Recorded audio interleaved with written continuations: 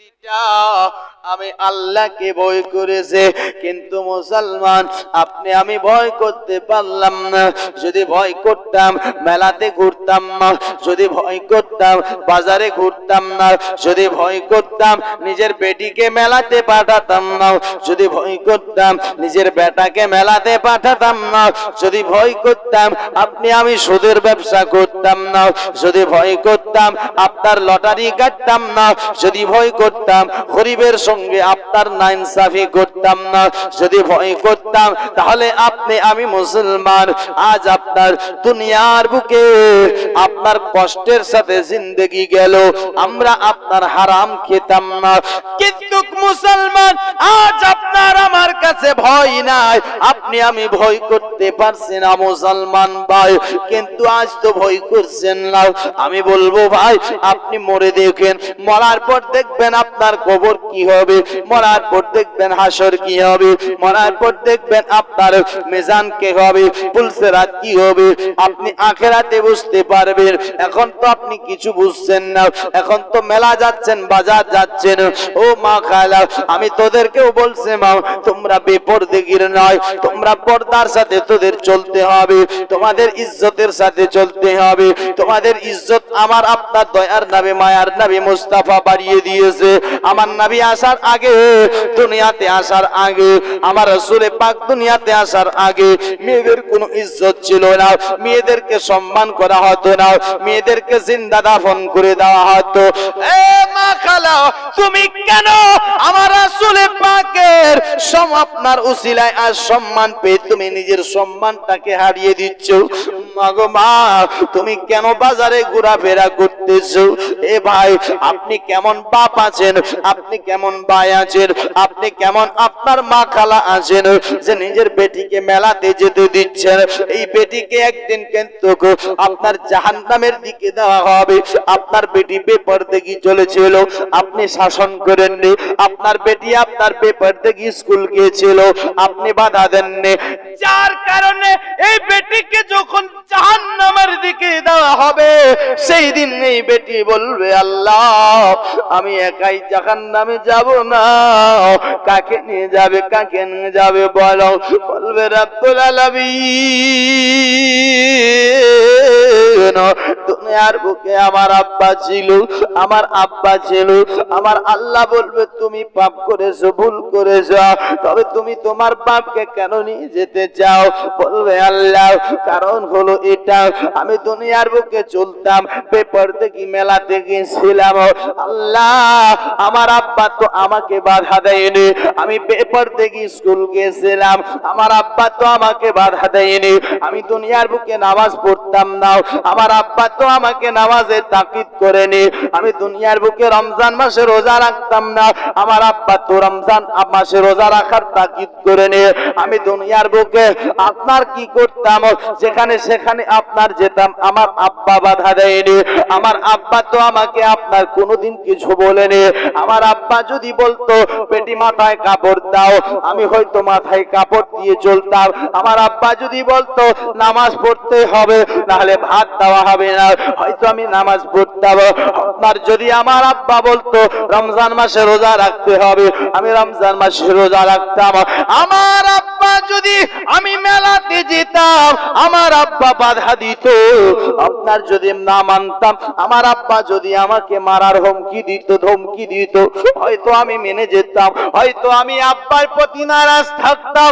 এই রব্বুল আলামিন পাক পরওয়ারদিগার মাবুদ বেনিয়াজ যেহেতু আমার আব্বা আমাকে বাধা দেয়নি, মানা করেনি, আমি তো আমার আব্বা জানের আশকারা পিয়ে সব গুনাহগুলো পাপগুলো হয়েছে, তাই আল্লাহ আমি চাই যেহেতু আমার আব্বার আশকারা পেয়েছি তো আব্বার জন্য আমাকে জাহান্নামে যেতে হচ্ছে, আল্লাহ তাই চাই আমি আমার আব্বাকেও জাহান্নামে নিয়ে যাব।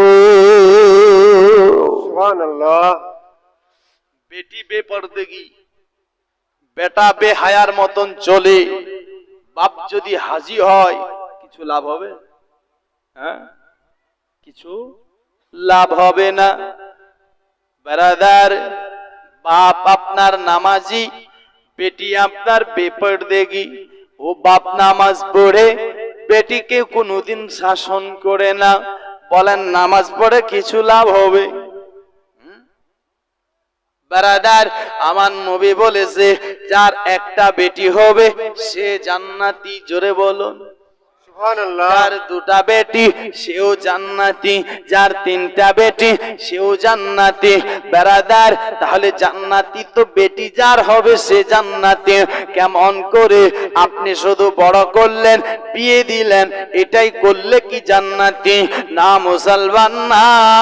আমার নবী বলেছে যার আপনার একটা বেটি, সে বেটিকে আপনার লালন পালন করলো, ইসলামী শিক্ষাটা দিল, নামাজের তরিকা জানিয়ে দিল, নামাজ পড়ার শিক্ষাটা দিল, এবং কি ইলমে দ্বীন শিক্ষা দিয়েছে, শরীয়তের আপনার বিধানে চালিয়েছে, যেভাবে শরীয়ত চলতে বলেছে সেইভাবে আপনার বেটিকে চলায়, নিজেও চলে, আপনার নিজেও নামাজ পড়ে, বেটিকেও নামাজ পড়ায়, এবং কি নিজেও নামাজ পড়ে, আপনার বেটিকেও নামাজের তাকিদ দেয়, নিজেও আপনার রোজা রাখে, বেটিকেও রোজা রাখার তাকিদ দেয়, নিজে আপনার বেড়াদার নিজের বেটিকে আপনার পর্দার সাথে নিয়ে বেড়ায়। এই বাপ আপনার ছোট থেকে বড় করে বেটিকে যদি ইসলামের শিক্ষাটা দিয়ে বিয়ে দেয়, ওই বেটির বাপ জান্নাতি। জোরে বলুন সুবহানাল্লাহ। যেই ব্যক্তিটা সহি শিক্ষাটা দিবে বেটিকে, আর নামাজ পড়ছে, হজ করছে, সব কিছু করছে, বেটির খেয়াল নাই, বেটি বেপরদেগি চলছে, বেহায়ার মতন চলছে, এই বাপের না হজ আপনার করে লাভ কিছু হবে, না নামাজ পড়ে কিছু লাভ হবে। মুসলমান ভাই বাবাজিরা, আপনাকে আমি বলতে চাচ্ছি, ভয় করুন এক আল্লাহকে। কাকে? জোরে বলুন। হে মুসলমান, আসুন, একটা আপনার বেরাদার ছেলে ছিল, আর একটা ছিলেন মেয়ে। কে ছিলেন? একটা ছেলে একটা মেয়ে। কিন্তু এই ছেলেটা ও মেয়েটার দিকে বারবার তাকাচ্ছে, বারবার দেখছে, মেয়েটার দিকে লক্ষ্য করছে, মেয়েটা কখন কোন জায়গায় যাবে, আমি তার পিছে পিছে যাব, তাকে কিছু বলবো, মনের কথা জানাবো, মনের কথা। যেরকম বর্তমান দুনিয়ার বুকে আমার ভাইয়েরা ঘুরছে মেলাতে, কেন? মেয়েদের চক্করে। দোস্ত বন্ধুগণ ভাই, সে ছেলেটাও ছিল। এই ছেলেটা বেরাদার মেয়েটাকে দেখে তাকে ভালো লেগেছে, তার মনের আশা অন্য, তার এরাদা অন্য, তার নিয়ত অন্য। মুসলমান ভাই, এই ছেলেটা দেখছেন একদিন ওই মেয়েটা একটা কাফলার সাথে যাচ্ছে, তো উনিও তার সাথে সাথে চলতে লাগলো। চলতে চলতে চলতে রাত হয়ে গেছে। রাত হয়ে যাওয়ার পরে বেরাদার ওখানে খিমা বানিয়ে কি করেছেন, সবাই নিজ নিজ খিমাতে শুয়ে গেছে, আরাম করতেছে। মুসলমান ভাই বাবাজিরা, যখন সবাই নিজ নিজ খিমাতে আরাম করছিল, এই ছেলেটা সেই মেয়েটার কাছে গেল। যাওয়ার পরে বলেছিলেন, মেয়েটা আমি তোমার কাছে এসেছি। বলে বলো কি বলতে চাও? বলে বলতে এটাই চাই, আমি শুধু কাফলা আর সঙ্গে যে এসেছি, আমি কোনো আপনার এরাদায় আসিনি, কোনো ব্যবসা বাণিজ্যে আসিনি, কোনো তেজারাতের জন্য আসিনি, আমি শুধু এসেছি, তো আমি শুধু তোমার জন্য এসেছি, তোমাকে ভালোবেসে এসেছি, তোমার সঙ্গে আমার কিছু গোপনীয়তা রয়েছে। মুসলমান ভাইরা বাবারা, আপনার কথাটা শুনে ও মেয়েটা আপনার বলল কি, একটা কাজ করো, তুমি যেহেতু আমার জন্য এসেছো, তুমি এক কাজ করো, এই খিমার মধ্যে দেখো, চতুর্দিকে ঘুরে ঘুরে খিমার মধ্যে এমন কেউ জেগে আছে নাকি, যদি জেগে নাই তারপর তুমি আমার কাছে আসো। আপনার ছেলেটা খুশি হয়ে গেল, মনে হয় আমার কথাতে মেয়েটা রাজি হয়ে গেল। দৌড়াতে দৌড়াতে খিমাতে গেল, খিমার চতুর্দিকে ঘুরতে লাগলো। চতুর্দিকে ঘোরার পর দেখছে সবাই তো ঘুমিয়ে গেছে, মেয়েটার কাছে এসেছে। আসার পর বলেছিলেন, ও মেয়েটা, আপনার খিমাতে কেউ নাই, খিমার মানুষ সবাই ঘুমিয়ে যায়, সীমার মানুষ সবাই ঘুমিয়ে গেছে। দোস্ত বন্ধুগণ ভাইয়েরা, আপনার কথাটা শুনে মেয়েটা আপনার বলছিল এখন কি করতে চাও, মনের তৃষ্ণা কি মিটাতে চায়, মনের স্বপ্ন আপনার পূর্ণ করতে চায়, যার জন্য এসেছি। ও মুসলমান, মেয়েটা তবে ছিল নেককারিনী, মেয়েটা ছিল পরেশগারিনী। মেয়েটা বলেছিলেন কি, তুমি তো বলতেছো সবাই ঘুমিয়ে গেছে, ঠিক আছে যদি সবাই ঘুমিয়ে যায় আমি রাজি, তুমি বলছো সবাই, কিন্তু আমি বলতেছি কি সবাই তো ঘুমিয়েছে, বলো আল্লাহ তাআলাও কি ঘুমিয়ে গেছে? জোরে বলো। সবাই তো ঘুমিয়ে গেছে, বলো আল্লাহ কি ঘুমিয়ে গেছে? বেড়াদার ছেলেটা মনটা যেন নরম হতে লাগলো। না না না না না, আল্লাহ তো ঘুমায় না, আল্লাহ তো খায় না, আল্লাহ সবাইকে খেতে দিয়েছে, আল্লাহ কিন্তু খায় না। আল্লাহ সবাইকে ঘুমার ইন্তজাম করে দিয়েছে, কিন্তু আল্লাহ ঘুমায় না, সবাইকে নামাজের হুকুম দিয়েছে, আমার আল্লাহ নামাজ আপনার পড়ে নাও, সবাইকে বলেছে। আপনার কি বলেছে? সবাইকে বলেছে তোমরা রোজা রাখো, আমার আল্লাহ রাখে না। আমার আল্লাহ তাবারক ওয়া তাআলা কিছু করে না, তবে হ্যাঁ একটা জিনিস করে, একটা কাজ করে। ও কাজটা কি? আপনার সে কাজটা হলো আমার দয়ার নবী, মায়ার নবী মুস্তাফার প্রতি দুরূদ শরীফ পড়ে জোরে বলুন সুবহানাল্লাহ। ভালোবাসার জায়গা মদিনা, জোরে বলো সুবহানাল্লাহ। ভালো লাগার জায়গা মদিনা, ভালোবাসার জায়গা মদিনা, ভালো লাগার জায়গা মদিনা, ভালোবাসার জায়গা মদিনা, ভালো লাগার জায়গা মদিনা। এতই সুন্দর জায়গা কোথাও দেখি না, জোরে বলো সুবহানাল্লাহ। এতই সুন্দর জায়গা কোথাও দেখি না, সাজিয়েছেন দয়াল রাব্বানা, সাজিয়েছেন দয়াল রাব্বানা, ভালোবাসার জায়গা মদিনা। পারলে আমার সাথে বলো ভালোবাসার জায়গা মদিনা, ভালো লাগার জায়গা মদিনা, ভালোবাসার জায়গা মদিনা, ভালোবাসার জায়গা মদিনা। মদিনা শরীফে নূরের খাজিনা, জোরে বলো মদিনা শরীফে নূরের খাজিনা।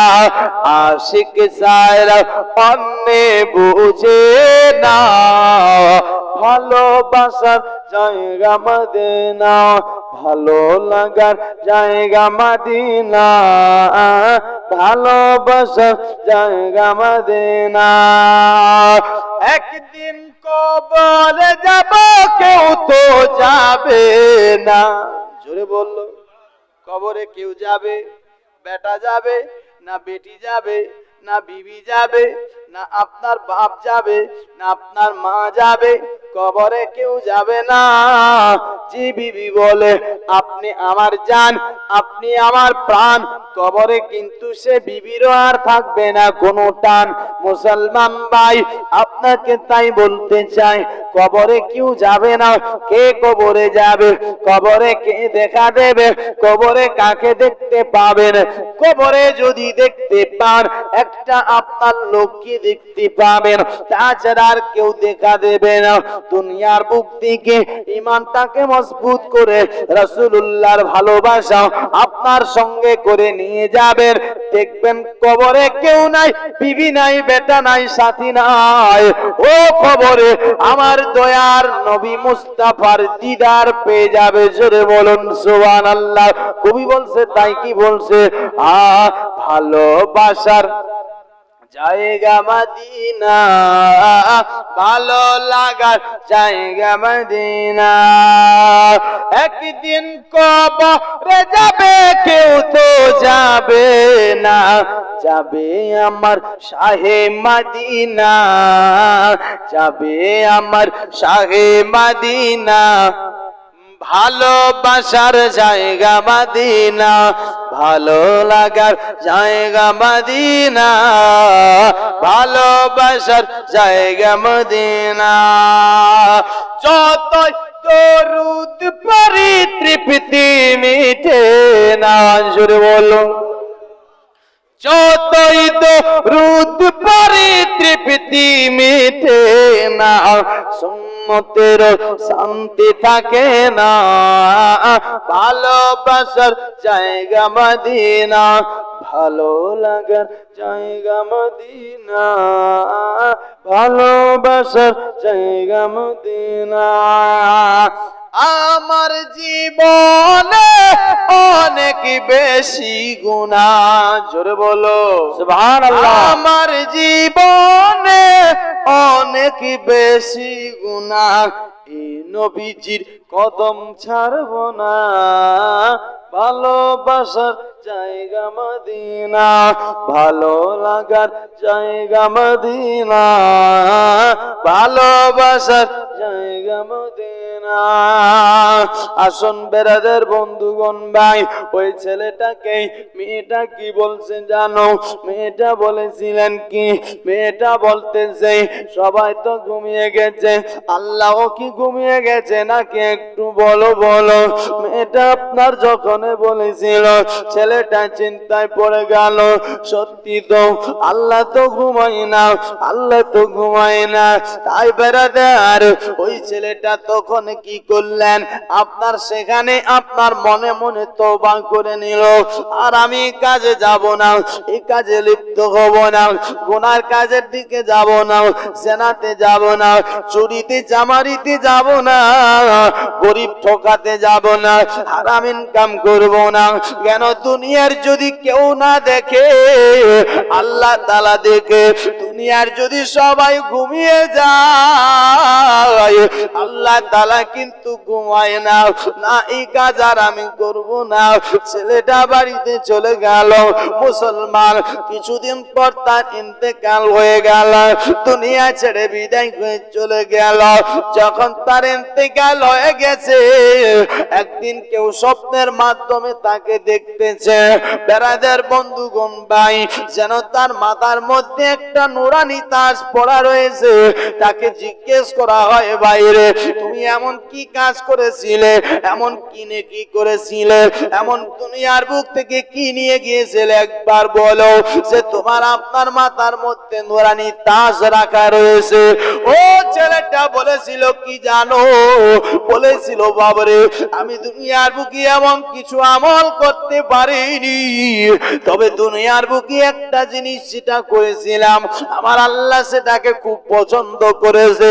সেটা হলো কি, আমি একটা মেয়ের দিওয়ানা ছিলাম, একটা মেয়ের পাগল ছিলাম। মেয়েটা আমাকে কিছু নসিহত করেছিল, আমাকে কিছু কথা বলেছিল, যার কথার প্রতি আমি আমল করে এক আল্লাহকে ভয় করে তওবা করেছিলাম। তাওবাতান নাসুহার প্রতি আমার আল্লাহ তাবারাক ওয়া তাআলা তওবাটাকে এমন পছন্দ করেছিল, যার কারণে আমার জিন্দেগীর গুনাহ খাতাগুলো মাফ করে দিয়েছে। যার কারণে আমার জিন্দেগীর গুনাহ খাতাগুলো কি করেছে? মাফ করে দিয়েছে। দোস্ত বন্ধুগণ ভাই বাবাজি, কিন্তু আজ আপনি আমি দেখেন, আপনার আমার ছেলে মেয়েদের দেখেন, এরা মেলাতে, এরা বাজারে, বেরাদার একজন আরেকজনের দিকে তাকাচ্ছে। আচ্ছা বলেন, একটা ছেলে একটা মেয়ের দিকে তাকায় তো ভালো নজরে তাকায়? নিয়তটা তার গর্বর আছে, নিয়ত তার খারাপ আছে। মুসলমান ভাই, ও ভালো নজরে তাকালো না, যার কারণে আমি বলতে চাই এই ছেলেটা আর এই মেয়েটা যতক্ষণ তাকায় কেন ভালো নজরে তাকায়নি, যার কারণে একটা ছেলে আর একটা মেয়ে জেনা করলে যে গুনাহটা হয়, যে পাপটা হয়, সে গুনাহটা আর সে পাপটা হয়, ওই লোকটা যদি তওবা করে না মরে যায় তার ঠিকানা জাহান্নাম হবে, তার ঠিকানা জাহান্নাম হবে। ওগো মা গেল, এই জন্য তুমি পর্দার জিনিস পর্দার সাথে চলো, ঈমানটাকে মজবুত করো, এক আল্লাহর ইবাদত করো। দুনিয়া আজ ভাবছেন আপনার আপনার আমার সব কিছু, এই দুনিয়া সব নয় ভাই। দুনিয়াটা 4 দিনের, আজকে আছি কালকে চলে যাব। কখন কার মৃত্যু হবে কেউ বলতে পারে না। জোরে বলুন, পারে? কেউ পারে না। মুসলমান, কেউ ছোট্ট বাচ্চা 2 বছরের বাচ্চা আপনার মরে যায়, কেউ মায়ের কোলে আছে দুধ পান করতে করতে দুনিয়া ছেড়ে দিল, দম ছেড়ে দিল, অন্ধকার কবরে চলে যেতে হচ্ছে। ও মুসলমানেরা, কেউ 100 বছরের বুড়াও বেঁচে আছে, তো 60 বছরের যা আপনার বুড়া চলে যায়, 10 বছরের জওয়ান চলে যায়, ছোট্ট ভাই চলে যায়। মুসলমান, এখান থেকে বুঝে যায় মৃত্যু কাউকে বলে আসে না, কখন আসবে আপনি আমি কেউ বলতে পারি না। কেন? আর আপনাকে আমাকে নবী মুস্তাফা মৃত্যুটাকে স্মরণ করতে বলেছে, মন করে স্মরণ করতে বলেছে। তুমি ডান দিকে সালাম ফিরো, বাম দিকে সালাম ফেরাবে কি ফেরাতে পারবে কি পারবে না, এমন ভাবে তুমি মৃত্যুটাকে স্মরণ করো। আমার দয়ার নবী মায়ার নবী আর অন্য জায়গায় বলেছেন কি, তোমার চোখের পাতাটা উপরে উঠবে নিচে নামবে, তার সুযোগটা পাবে কি পাবে না তারও কোনো গ্যারান্টি নাই। এতটা কাছে মৃত্যুটাকে ইয়াদ করতে হবে। সুবহানাল্লাহ, এতটা কাছে মৃত্যুটাকে কি করতে হবে? ইয়াদ করতে হবে, মনে করতে হবে, কিন্তু মত তাকে ইয়াদ করছি না। বেরাদার কবি বলছে, কবরেরি আযাব গো বন্ধু, কি বলিব যন্ত্রণা,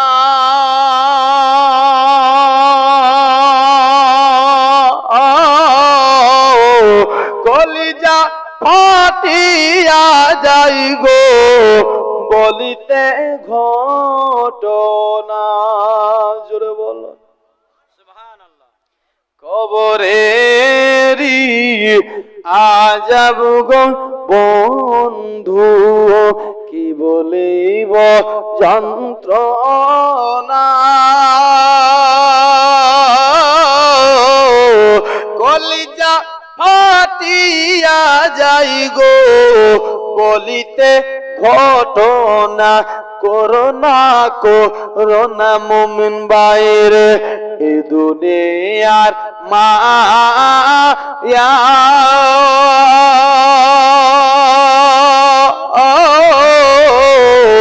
এ দুনিয়া ঘুমের স্বপ্ন গো, এ দুনিয়ার মায়া। দুনিয়ার শুধু মায়া করছি। কবি কি বলছে দেখো, ছাড়বে না ছাড়বে না মুমিন ভাইরে, যেদিন জিরা ইলি দম লয়া যাবে, সোনার সংসার পরে রবে গো খালি হাতে যাবে, মন কার না কির সওয়াল করবে ভাইরে, মন কার না কি সওয়াল করবে ভাইরে, মান রব্বকা মা দিনো কা, ফারিস্তারা গুরুজো মারবে গো, হাজার কাঁদিলে ও ছাড়বে না, যে হবে নবীজির দিওয়ানা তারে মারিতে পারিবে না।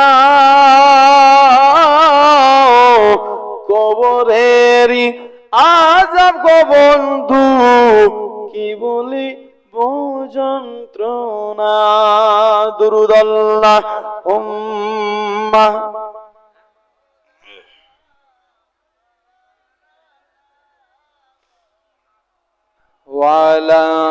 আলি সাইয়্যিদিনা ওয়া আলা আলি